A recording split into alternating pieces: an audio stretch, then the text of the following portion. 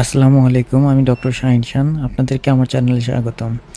আজকে আমার হাতে রয়েছে আনাং 621A, এই স্মার্ট টাচ স্ক্রিন ডিজিটাল মাল্টিমিটারটি। এটা দেখতে অনেকটা স্মার্টফোনের মতো, কিন্তু এর ভিতরে true RMS, auto range, rechargeable battery এবং এনসিভি এর মতো দরকারি কিছু ফিচার রয়েছে। আজকে দেখে নেব এটি আসলে কতটা কাজের। তো চলুন শুরু করা যাক আজকের ভিডিও। এটা আমি আলি এক্সপ্রেসে অর্ডার করেছিলাম। এটা আপনার প্রায় 5,000-এর উপরে খরচ পড়েছে। এক্স্যাক্ট প্রাইসটা এই মুহূর্তে আমার মনে আসছে না। মানে হাতে নিয়ে এই মাল্টিমিটারটা 5,000 টাকার মানে ওর্থ ইট মনে হয়নি। খুবই লাইট ওয়েট এবং বিল্ড কোয়ালিটি খারাপ বলা যায় না, কিন্তু মানে আমার কাছে মনে হচ্ছে যে 2-3 হাজার পর্যন্ত হয়তো ঠিক হতো।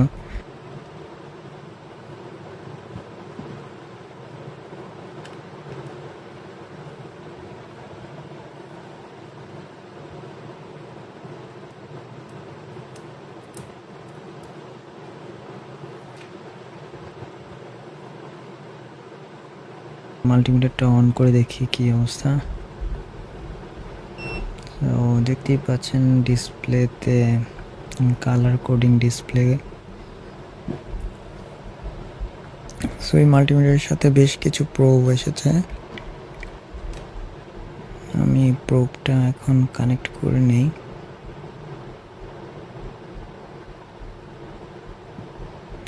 ম্যানুয়াল আছে।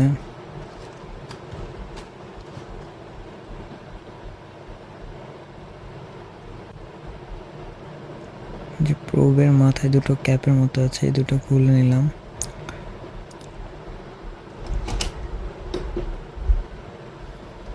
সো প্রথমে চলুন একটু মানে এসি ভোল্টেজটা কিভাবে রিড করে, এসি ভোল্টেজের এটা দেখি। সো এখানে আমি আমার মাল্টিপ্লাগ থেকে এসি ভোল্টেজটা একটু টেস্ট করে দেখব।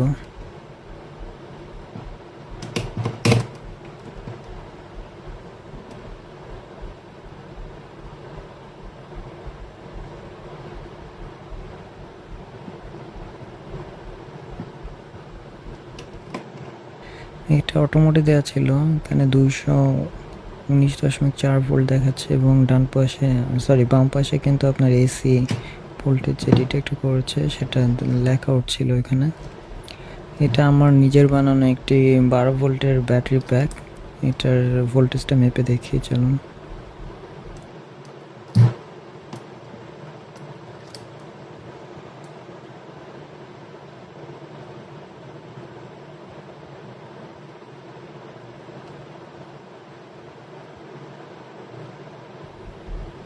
এটা কিন্তু 12.27 ভোল্ট দেখাচ্ছে।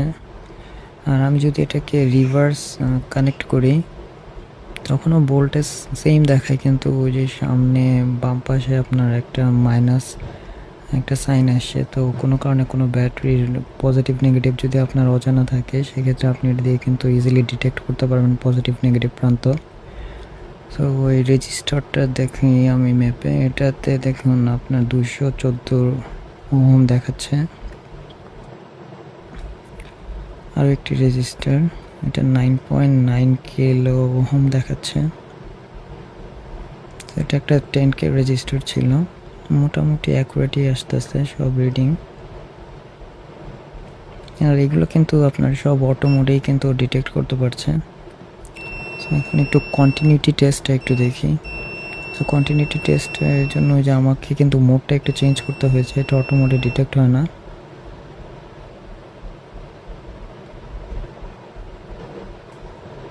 তো এই ক্যাবেলটা আমি এখন মানে এটা কন্টিনিউটি টেস্ট করব। এটা একটা ভালো মানে ক্যাবেল। তো ওই যে দেখুন দুই মাথা আমি যে এটা কন্টিনিউটি টেস্ট কিন্তু ঠিক মতো কাজ করতেছে, দেখাচ্ছে যে মানে ক্যাবেলটা ভালো আছে। এখন আমি যদি মাঝখানে এটাকে কাটার দিয়ে কেটে দেই,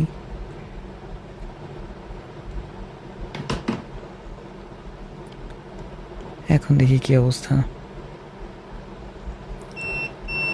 এখন কিন্তু দেখেন এটার মানে বাজার কিন্তু হচ্ছে না। সো কন্টিনিউটি টেস্টও মোটামুটি কাজ করলো ভালোই। এখন আমরা চলুন কিছু ডায়োড টেস্ট করি।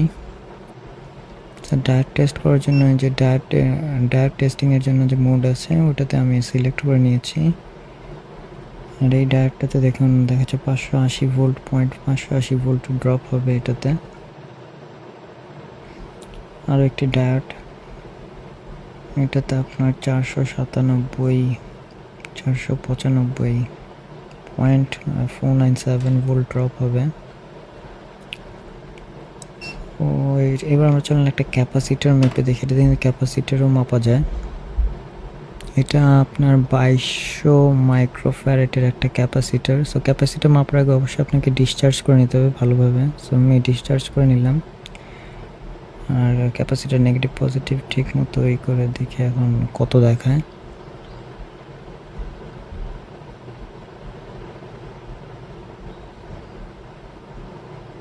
তো সময় নিচ্ছে, বেশ ভালোই সময় নিচ্ছে। এটা কি মাপতে পারবে না? ও না, আসছে।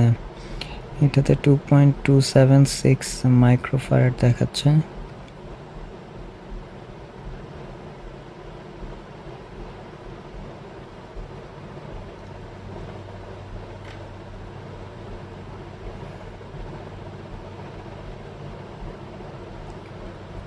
মোটামুটি অ্যাকুরেটই বলা যায়। এটাতে কিন্তু আপনার এনসিভি, আপনার নন কন্ট্যাক্ট ভোল্টেজ, এটা আর কি মানে ও ডিটেক্ট করতে পারে। দেখুন এই যে এটা একটা লাইভ ওয়্যার, মানে এই তারের ভিতরে কারেন্ট আছে, ইলেকট্রিসিটি আছে, ও কিন্তু এটা ডিটেক্ট করতে পারছে।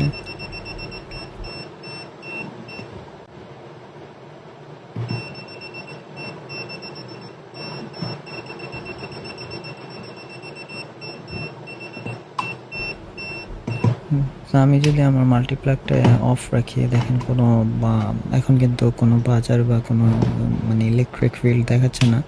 যখনই অন করে দিচ্ছি আপনার এখানে কিন্তু যে কারেন্ট যে আছে এটা বোঝা যাচ্ছে। এখানে যে মানে সিগন্যালটা দেয় কী পরিমাণ কারেন্ট আছে, গ্রিন, ইয়েলো, রেড, এটার উপর ডিপেন্ড করে আপনি বুঝতে পারবেন যে মানে ইলেকট্রিসিটির এইটা কেমন। আর এটা পিছনে কিন্তু আপনার একটু মানে এটা পিছনে একটা লাইট আছে। সো এই যে লাইটটা জ্বালালে আপনি দেখতে পাচ্ছেন একটু খুব আলো খুব বেশি ওরকম মনে হচ্ছে না। আমি আমার লাইটটা বন্ধ করে দিয়েছি, দেখুন খুব আহামরি আলো ওরকম না, মানে মোটামুটি কাজ চলে।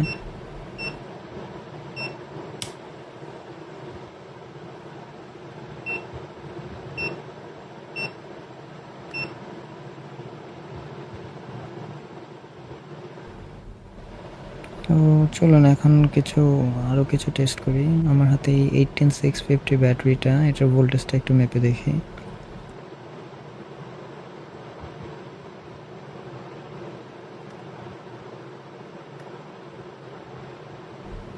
এটাতে দেখুন 4.116 ভোল্ট দেখাচ্ছে।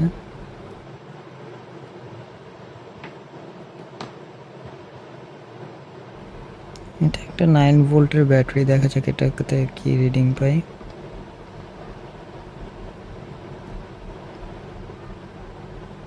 এটাতে 9.477 ভোল্ট দেখাচ্ছে। রিয়েলি মানে দাম অনুযায়ী এবং এই মাল্টিমিটারের এই অনুযায়ী আমি যে টেস্টগুলো করছি খুবই বেসিক টেস্ট, যদিও জাস্ট আপনাদের বোঝানোর জন্য। এগুলো ইজিলি পারার কথা, শুধু ক্যাপাসিটর টেস্টে একটু ট্রাভেল হচ্ছিল মনে হচ্ছে।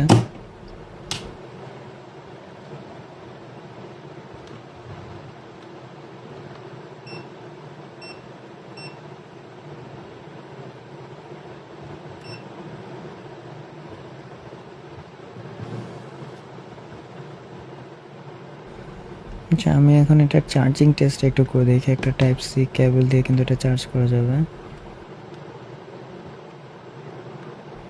তো ওই যে দেখুন এটা চার্জ হচ্ছে এবং মাল্টিমিটার কিন্তু অন ছিল, যখনই আমি চার্জে লাগিয়েছি মাল্টিমিটার কিন্তু অফ হয়ে গেছে। এবং আমি যদি দেখুন এটা অন করার চেষ্টা করি, এটা কিন্তু অন হচ্ছে না। সো আপনি মাল্টিমিটারটা চার্জে লাগায় কাজ করতে পারবেন না। আমার কাছে এই জিনিসটা ভালো লাগে নাই।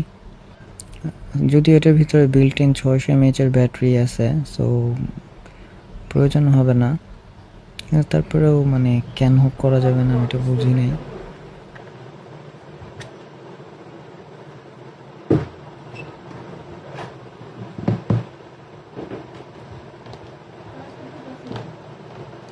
না,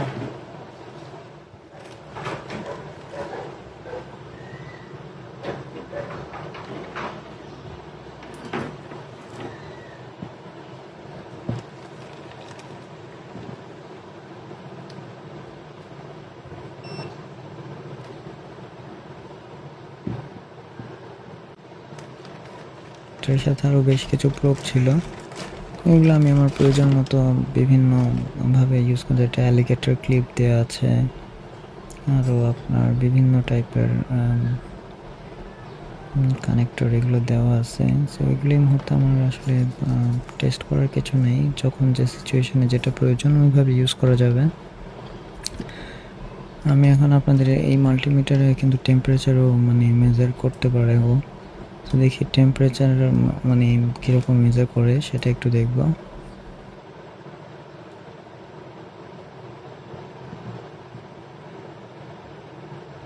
সো আমি টেম্পারেচার প্রোবগুলো লাগিয়ে নিলাম।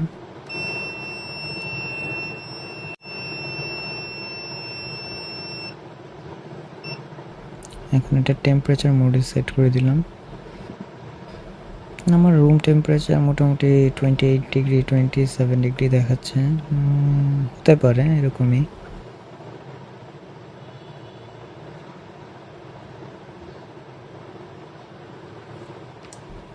আচ্ছা, এটা আমার সোল্ডারিং আয়রনটা একটু অন করে দেখি এটাতে আসলে কীরকম টেম্পারেচার দেখায়।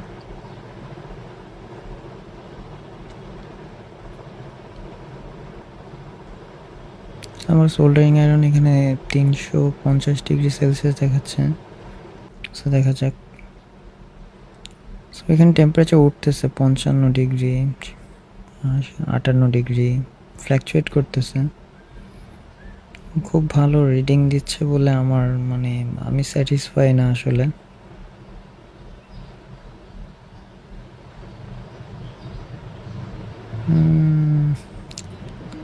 এটা বেশ সময় নিচ্ছে, এবং দেখুন এই যে 95, 96 মানে এর উপরে কিন্তু উঠতেছে না, বরং আবার ড্রপ করতেছে টেম্পারেচার।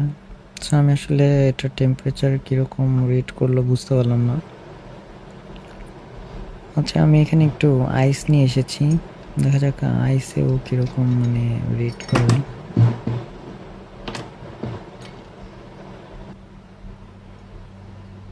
আইসে আমি এটা ধরে রাখতে কিন্তু যে আপনার টেম্পারেচার ভালোই মানে কমে যাচ্ছে।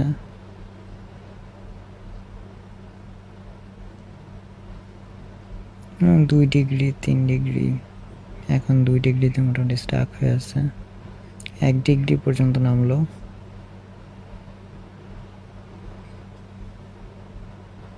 2 ডিগ্রি 3 ডিগ্রি, আসলে এর চেয়ে বেশিক্ষণ আসলে আইসটা আমি ধরে রাখতে পারছিলাম না। সো টেম্পারেচার সেন্সরটা আসলে কি মানে খুব একটা স্যাটিসফ্যাক্টরি আমার কাছে মনে হচ্ছে না। একটু গরম পানি নিয়ে টেস্ট করে দেখি যে কীরকম রেট করে। সো এটা মোটামুটি আমি মাইক্রোওয়েভে 1 মিনিটের মতো হিট করেছি। দেখুন আপনি কিন্তু যে ভেপার উঠতেছে গরম পানি থেকে। সো এখানে আমি যদি প্রোবটা রাখি কিছুক্ষণ, দেখুন এখানে কিন্তু আপনার 77 ডিগ্রি সেলসিয়াস পর্যন্ত দেখাচ্ছে, 78।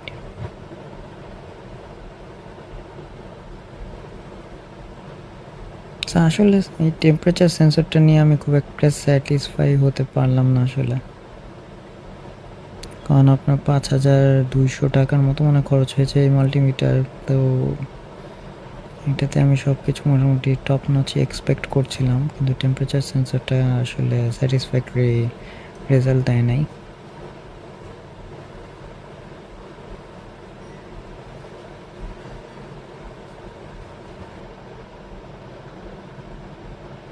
না, আসলে এটা খুবই কি, যাই হোক। তো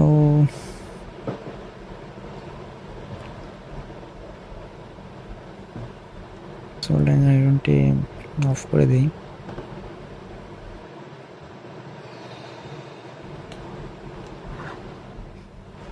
এখন দেখি চলে মাল্টিমিটারের মেজারমেন্টটা আসলে মানে এটা কতটুকু, সাইজটা কতটুকু, মানে 13.5 সেন্টিমিটারের মতো লম্বা। আর পাশে হচ্ছে আপনার 6.6 সেন্টিমিটার, আর সাইডে হচ্ছে আপনার 2.1 সেন্টিমিটারের মতো। সো মানে সাইজটা খুবই ছোট, খুব কম্প্যাক্ট। এই জিনিসটা আমার খুব ভালো লাগছে। আর বাইরের দিকে যে রাবারের এটা আছে কাভারটা, এটার ফিনিশিংটা আমার খুব ভালো লাগে না, খুব প্রিমিয়াম মনে হয় নাই। ওভারঅল বলতে গেলে মাল্টিমিটারটা ভালোই কাজের, কিন্তু ওভার প্রাইসড আমার কাছে মনে হচ্ছে। বেশ কিছু ফিচার আছে, আপনারা মোটামুটি এটা সব ধরনের কাজেই ইউজ করতে পারবেন।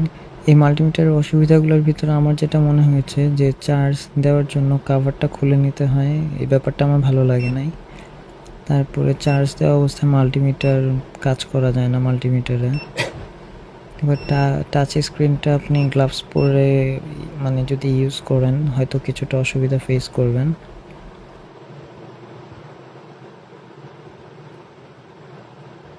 সো এটিই ছিল আজকের ভিডিও ভালো লাগলে অবশ্যই একটি লাইক দিবেন।